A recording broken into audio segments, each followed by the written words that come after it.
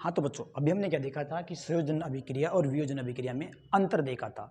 अब हम संयोजन अभिक्रिया को थोड़ा क्या गहराई से पढ़ते हैं, थोड़ा विस्तार से पढ़ते हैं कि संयोजन अभिक्रिया के उदाहरण जो कि तुम्हारी किताब में दे रखे हैं। तो पहला है बिना बुझे चूने की जल के साथ अभिक्रिया। अब पहले तो बिना बुझा चूना होता क्या है, ठीक है। देखो, बिना बुझा चूना होता है CaO, बोले तो कैल्शियम ऑक्साइड, जिसे बोलते हैं बिना बुझा हुआ चूना। और इसका रासायनिक नाम क्या होता है? Calcium oxide. कैल्शियम ऑक्साइड, इसे क्या बोलते हैं? बिना बुझा चूना। अब मैं आपको पूछूं, क्या आपने कैल्शियम ऑक्साइड बिना बुझे हुए चूने को देखा है? बिल्कुल, आपने बहुत बार देखा हुआ है कि जब हम अपने घरों के अंदर सफ़ेदी करते हैं तो एक एक कट्टे टाइप में, छोटा कट्टा टाइप में, तो उसके अंदर पत्थर जैसे होते हैं, सफ़ेद सफ़ेद सफ़ेद सफ़ेद। उनको जब पानी में डाला जाता है तो वो बहुत ज़्यादा, हमारा पात्र गर्म हो जाता है। उसके बाद उसको डंडे से मिलाया जाता है और फेविकोल भी मिलाई जाती है, तब जाके कलर पेंट किया जाता है, जिसको कली कहते हैं। क्या कहते हैं? अपनी भाषा में, राजस्थानी भाषा में क्या बोलते हैं? कली कहते हैं, कली, है ना। तो उस कली के अंदर ये क्या होता है? ये कैल्शियम ऑक्साइड आता है। तो देखो, सबसे पहले एक आपने बीकर लिया। क्या लिया? बीकर लिया। और इस बीकर में आपने पहले क्या भरा? जल भरा। क्या भरा? जल भरा, ठीक है। जल का फॉर्मूला होता है H2, ठीक है। अब इसके अंदर मेरे को क्या डालना है? बिना बुझा हुआ चूना। बिना बुझा हुआ चूना क्या होता है? बिल्कुल सर, बिना बुझा हुआ चूना तो अभी आपने बताया कैल्शियम ऑक्साइड होता है। क्या होता है? कैल्शियम ऑक्साइड होता है। अब जब इस कैल्शियम ऑक्साइड को मैं इसमें डालूंगा जल में, तो ये रिएक्शन करेगा। अब देखो रिएक्शन क्या होगी, तो बताओ। पहले तो अभिकारक क्या क्या है? बिल्कुल सर, पहले अभिकारक कैल्शियम ऑक्साइड हमने लिया है, एक अभिकारक है, ठीक है। बिल्कुल सर, और ये H2 दूसरा अभिकारक है। क्या? दूसरा अभिकारक है। अब देखो, अब कैल्शियम टूटते कैसे, जुड़ेगा कैसे? देखो, Ca+ होता है, O- होता है, इधर जल होता है H+, OH-, ठीक है। तो देखो, Ca+ है, Ca+ किसके पास जाएगा? माइनस वाले के पास, तो CaOH, बिल्कुल CaOH। और ये किसके पास में? O के पास में। तो बताओ OH कितने हो गए? एक OH, तो ये रहा। और बिल्कुल सर, एक OH या दोबारा देखो कि Ca+ है, OH- होता है, CaOH- के पास जाएगा, और ये H O के पास जाएगा, तो OH, तो OH कितने हो गए? 2 हो गए, तो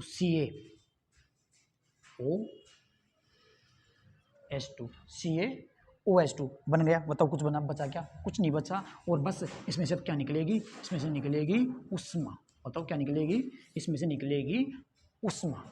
यानी जब बिना बुझे हुए चूने कैल्शियम ऑक्साइड को जल में डाला जाता है तो बनता है कैल्शियम। बोलो इसको क्या बोलते हैं? पढ़ा हो तो 9th में, हाइड्रोक्साइड। OH को क्या बोलते हैं? OH को बोलते हैं हाइड्रोक्साइड। क्या बोलते हैं? हाइड्रोक्साइड, ठीक है। तो इसको बोलते हैं कैल्शियम हाइड्रोक्साइड, किसी रासायनिक भाषा में। और यदि अपनी भाषा में बोले तो इसे बोल देंगे। अब करना, बताओ। वेरी गुड, बुझा हुआ चूना। बुझा हुआ चूना।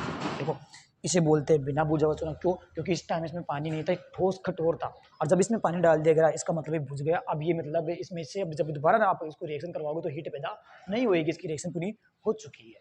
अब इस समीकरण में आप देखो कि सर ये कैल्शियम ऑक्साइड अलग से विकारक था और H2 अलग से विकारक था। जब दोनों मिले तो उन्होंने एक ये बनाया, क्या उत्पाद? बिल्कुल सर, एक उत्पाद बनाया, कैल्शियम हाइड्रोक्साइड। ये उष्मा उत्पाद नहीं है, तो निकल रही है ना, ये तो इसकी स्थिति है। और ये कैल्शियम ऑक्साइड क्या है? एक उत्पाद है। तो बताओ ये कौन सी अभिक्रिया का उदाहरण होगा? ये कौन सी अभिक्रिया का उदाहरण होगा? जी सर, अभी तो पढ़ा हमने संयोजन अभिक्रिया, उसमें जुड़ते हैं, उसमें अभिकारक जुड़ते हैं और एक उत्पाद बना रहे थे। इसमें भी तो यही हो रहा है कि दो अभिकारक, ये रहा मिलके क्या बना दिए? एक उत्पाद। तो ये किस अभिक्रिया का उदाहरण है? संयोजन अभिक्रिया का उदाहरण है। और बिना बुझे हुए चूने की जल के साथ अभिक्रिया से क्या, कौन सा अभिक्रिया बनता है? बुझा हुआ चूना बनता है, ठीक है। बहुत बार इसके बारे में पूछता भी है कि बिना बुझे हुए चूने की जल के साथ अभिक्रिया को चित्र सही समझाइए, समीकरण सही समझाइए। तो ये है इसका पूरा कि बिना बुझे हुए चूने की जल के साथ अभिक्रिया। तो बिना बुझा हुआ चूना ना बोल के कैल्शियम ऑक्साइड भी बोल सकता है। और बनी हुई का नाम बताइए। देखो क्वेश्चन कैसे पूछता है कि वो आपको देगा कि CaO+H2O, एक बना X योगी प्लस उष्मा। अब आप जब ये आपको जब ये बनाना आएगा तो ऑटोमेटिक आपको याद हो जाएगा कि उसने दिया CaO प्लस H2। बिल्कुल सर, मैं तोड़ ताड़ के बना लूँगा। तो इधर जो बनेगा वो क्या बनेगा? CaOH2। यानी जो X यौगिक है, उस X यौगिक का नाम क्या है? उस X यौगिक का नाम है कैल्शियम हाइड्रोक्साइड, ठीक है।